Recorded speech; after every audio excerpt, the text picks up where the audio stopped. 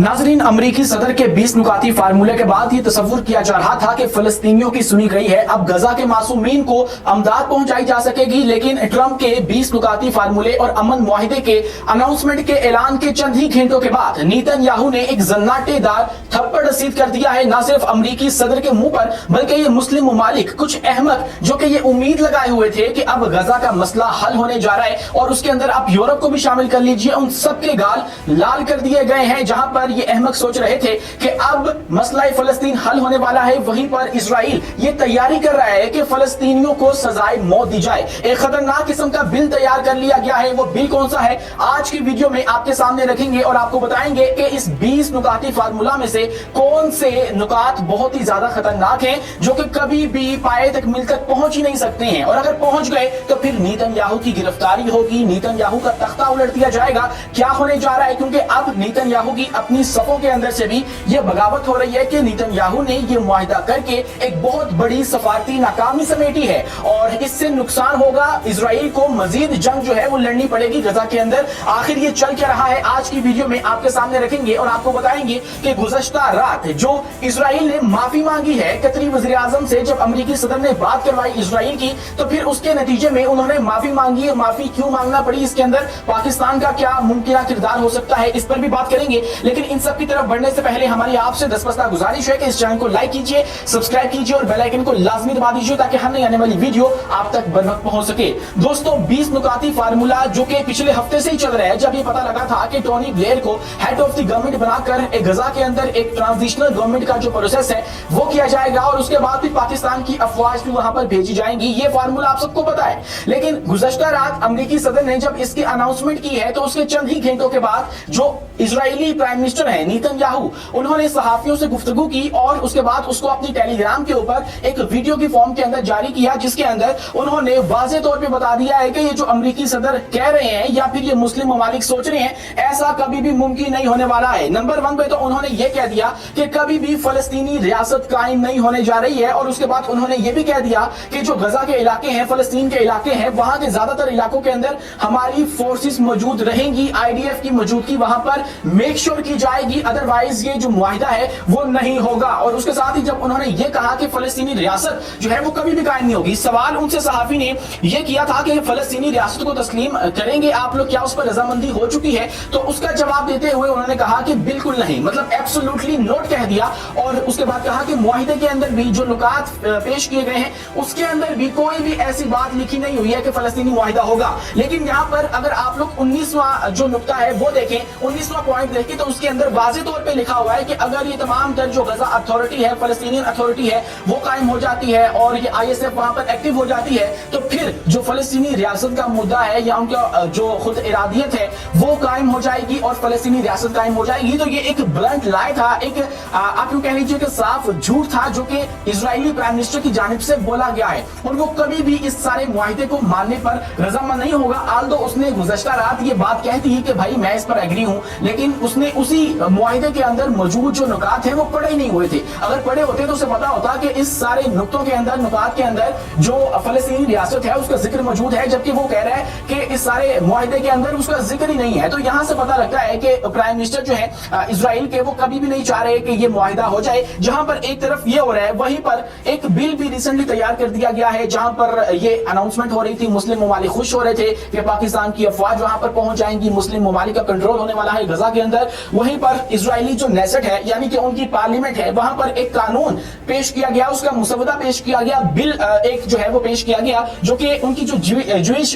Power party है यानी कि यहूदी पावर पार्टी है उसकी जानिब से पेश किया गया। और ये एक इंतहाई कूड़ ज़हन, एक इंतहाई कमीने इंसान की पार्टी है जिसका नाम बेन गवीर है, वो उनका सिक्योरिटी मिनिस्टर है। उसकी जानिब से ये बिल जब पेश किया जाता है तो उसके अंदर ये गुजारिश की जाती है कि जो फलस्तीनी हमारे पास कैद हैं उनको सजाए मौत दी जाए, यानी कि उनके सजाए मौत का जो प्रोसेस है उसको लीगल किया जाए। वो फलस्तीनी जिनके ऊपर ये इल्जाम है कि उन्होंने इजराइलियों को मारा और तिल अबीब के अंदर हमले वगैरह किए। अब आप यहाँ पे ये देखिए कि 11,000 के करीब जो फलस्तीनी है वो इस वक्त इजरायली जेलों के अंदर कैद हैं। वो जेल्स जिनके हवाले से इजरायली मीडिया खुद ये वीडियोस चला चुका है कि वहां पे किस तरह से अब्यूज होता है, वहां पर जो है तशद्दुद किया जाता है और दीगर दुनिया भर से अब कोई भी दरिंदगी की मिसाल का उठा ले, आपको इजरायली जेलों के अंदर वो मुसलमानों के साथ या फलस्तीनियों के साथ होती हुई नजर आ जाएगी। तो इस तरह तरह के मामला हैं इनकी जेलों के अंदर, और वहां पर 11,000 के करीब जो फलस्तीनी हैं वो मौजूद हैं, जिनके अंदर अगर मैं बताऊं आपको 53 के करीब खातीन हैं, उसके बाद 400 बच्चे वहां पर मौजूद हैं।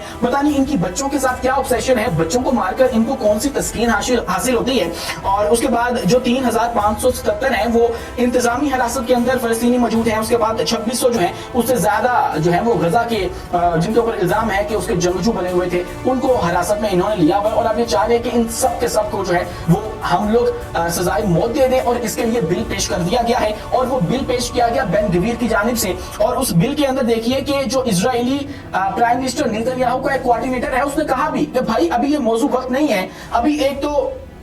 मुज़ाकरात की बातें हो रही हैं और दूसरा हमारे जो होस्टेजेस हैं वो फलस्तीनी तंजीम की कैद के अंदर हैं, तो इसलिए अभी मौजू वक्त नहीं है, आप लोग इस बिल को पेश ना करो। और उसके बावजूद इस बेन गवीर नामी शख्स ने जो है ये बिल पेश किया, और उसके बाद एक रीडिंग मुकम्मल कर ली गई है, 3 मजीद रीडिंग्स जो है वो चाहिए होंगी। उसके बाद ये बिल एक हतमी कानून की सूरत इख्तियार कर जाएगा, और फिर जो फलस्तीनी है उनके ऊपर मुजालिम ढाए जाएंगे। एक तरफ क्या हो रहा है कि हम लोग तसव्वुर कर रहे हैं फलस्तीनियों को रिलीफ मिलने वाला है, उनको आजादी मिलने वाली है इजरायली मुजालिम से, और दूसरी जानिब इजराइल क्या कर रहा है, उनकी सजाए मौत की तैयारी कर रहा है। और बेन गवीर चूंकि एक हुकूमती पार्टनर है नेतन्याहू का, तो इसीलिए वो जल्द ही नेतन्याहू को भी मना लेगा कि भाई इसके ऊपर मंजूरी मुझे लेके दो, अदरवाइज मैं तुम्हारी गवर्नमेंट का साथ छोड़ दूंगा, और जब मैं तुम्हारी गवर्नमेंट का साथ छोड़ दूंगा तो तुम्हारी गवर्नमेंट गिर जाएगी, तो इसीलिए फिर उसकी बात मानना ही पड़ेगी। जहां पर एक तरफ ये हो रहा है, वहीं पर जो इनके वजीर खाना है एक और कमीना इंसान, बेन गवीर की तर्ज का एक और कमीना इंसान जो है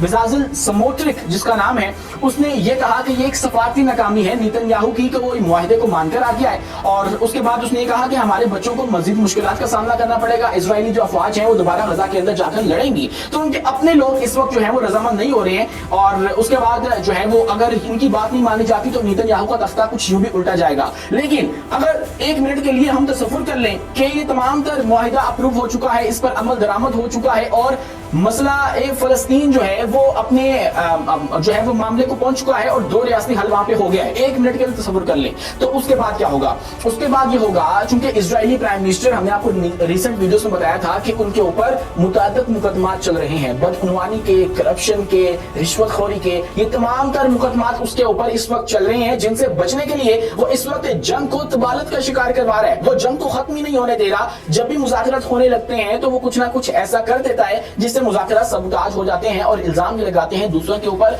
कि वो जंग को खत्म नहीं होने दे रहे हैं। लेकिन अब बाजार तो ये कहा जा रहा है कि जंग हम खत्म चाहते हैं, लेकिन जंग होने नहीं वाली है, और इसके ऊपर पाकिस्तान ने भी फौरी तौर पर हाँ कर दी। इस पर बाद में बात करेंगे, लेकिन उससे पहले अगर ये जंग बंद हो जाती है तो एक तो नेतन्याहू की जो टेन्योर है वो वैसे ही बहुत ज्यादा हो चुका है, इलेक्शन नहीं होने देता क्योंकि जंग चल रही है, उसका बहाना बनाकर अदालतों में नहीं जाता, तो इसकी गिरफ्तारी हो जाएगी। वैसे भी इंटरनेशनल जो अदालतें हैं वो इसको एक जंगी मुजरिम के तौर पर देखती हैं, वो इसको अरेस्ट करना चाहती हैं, तो इसकी जो अरेस्ट है वो बहुत ज्यादा आसान हो जाएगा जब ये वज़ीर आज़म नहीं रहेगा, तो इसलिए ये कभी भी जंग को खत्म नहीं होने देगा। एक तो ये बात होगी, दूसरी उसने बता दिया क्लियरली कि भाई कोई भी फलस्तीनी रियासत नहीं बनने वाली है। ये 2 रियासती हल का जो बात करने वाले हैं ना, ये उनके मुंह पे जन्नाटेदार थप्पड़ रसीद किया है। अमेरिकी सदर के मुंह पे जन्नाटेदार एक थप्पड़ है, और उसके बाद यूरोप के मुंह पे, उसके बाद मुस्लिम ममालिक, वो ममालिक जो कि इजराइल के साथ इस तरह के मामला करना चाहते हैं, 2 रियासती हल की तरफ बढ़ रहे हैं और अब्राहम अकॉर्ड्स का हिस्सा बनना चाहते हैं, ये उन सबको उसने औकात याद दिला दी है सिर्फ एक ही बयान के अंदर। अब इससे कोई नहीं पूछेगा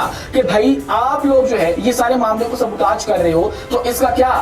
जो है वो आपसे जो है मामला किया जाए, या आपको क्या इसकी सजा दी जाए। ये लोग बात करते हैं फलस्तीनियों को सजा देने की, सजाए मौत देने की, जिनकी जो है वो आप देखिए कि कितने इजरायलियों को मारा होगा उन्होंने, और वो तो उनको मारते हैं जो कि उनकी जमीन के ऊपर आकर काबज हो चुके हैं। लेकिन इन्होंने जो 66,000 लोग गजा के अंदर मारे, क्या उसको उन सब के बदले इनकी जो अफवाज है उनको सजाए मौत दी गई? नहीं दी गई। तो पहले उनसे शुरुआत की जाए, उसके बाद फिर फलस्तीनियों वाला जो मामला है उसको देखा जाए। लेकिन जहां पर एक तरफ ये हो रहा है, वहीं पर जो 20 नुकाती फार्मूला है उसके चीदा जो नुकात हैं वो भी डिस्कस किए जा रहे हैं, जिसके अंदर से एक तो 19वां जो नुकता है वो मैंने आपके सामने रख दिया। उसके बाद ISF है, एक आप कह लीजिए स्टेबलाइजेशन फोर्स है, जिसके अंदर तमाम तर अफवाज शामिल होंगी, वो जाने वाली हैं गजा के अंदर, वो कंट्रोल संभालेंगी। और उसके बाद दोस्तों जो अहम तरीन नुकता है जो कि इस जंग को मजीद फैलाएगा वो है नंबर 13 वाला। नंबर 13 13 پوائنٹ کے اندر یہ واضح طور پہ لکھ دیا گیا ہے کہ غزہ کے اندر ڈی ملیٹرائزیشن ہوگی، اس کے بعد جو ویپن پروڈکشن ہے اس کو ڈسٹروائے کر دیا جائے گا، اس کی فیسلٹیز کو بند کر دیا جائے گا،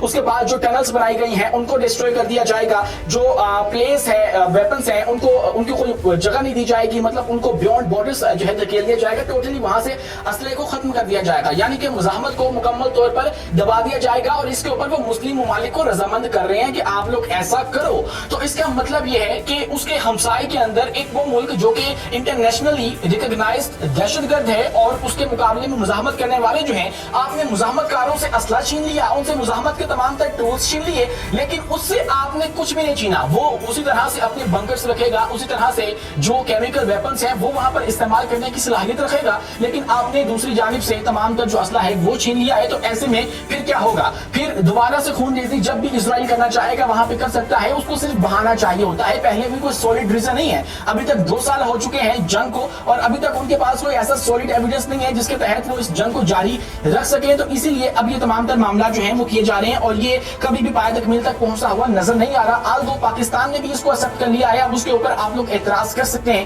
کہ پاکستان نے آخر کیوں کیا۔ میرے خیال میں اگر پاکستان کو ایسا کرنا بھی تھا تو ایک دم سے ہمارے پرائم منسٹر کو اس کا اعلان نہیں کر دینا چاہیے تھا، ٹویٹر پہ انہوں نے اعلان کر دیا، جیسے ہی ٹرمپ نے اس 20 نکاتی فارمولے کا اعلان کیا یہاں سے پاکستان سے ہم نے اس کی تائید کر دی، اور بجائے اس کے کہ ہم لوگ پارلیمنٹ کے اندر یہ مدعا اٹھاتے، ہم لوگ اپنی عوام کی رائے لیتے، اپنے نمائندگان جو کہ عوام کے ووٹ سے آئے ہیں، بظاہر تو آئے ہیں، یہ ٹیکنیکلی آپ کہہ لیں آئے ہیں، ان کی رائے لیتے کہ بھائی ہمیں اسرائیل کو ایکسپٹ کرنا ہے یا نہیں کرنا، کیونکہ یہ اسرائیل کو ایکسپٹ کرنے کا ایک راستہ ہے، ایک حربہ ہے جس کے اوپر تمام تر مسلم ممالک کو لے کر جایا جا رہا ہے۔ آج اگر یہ کہتے ہیں کہ غزہ کے اندر سیز فائر ہو رہا ہے، کل کو یہ کہیں گے کہ وہاں پر جس فورس نے جانا ہے وہ اسرائیل کو سب سے پہلے ایکسپٹ کرے، اس کے بعد ہی اس کو جو ISF ہے اس کے اندر شامل کیا جائے گا، تو پھر پاکستان کو obviously کرنا پڑے گا۔ تو اس کے اوپر بحث ضروری تھی، بجائے اس کے کہ ہمارے جو پرائم منسٹر ہیں وہ ایک دم سے اس کی تائید کرتے تھے، اس کی حمایت کرتے تھے، جیسے جو بھارتی وزیر اعظم ہیں انہوں نے کی ہے، ان کا بنتا ہے کیونکہ اسرائیل ان کا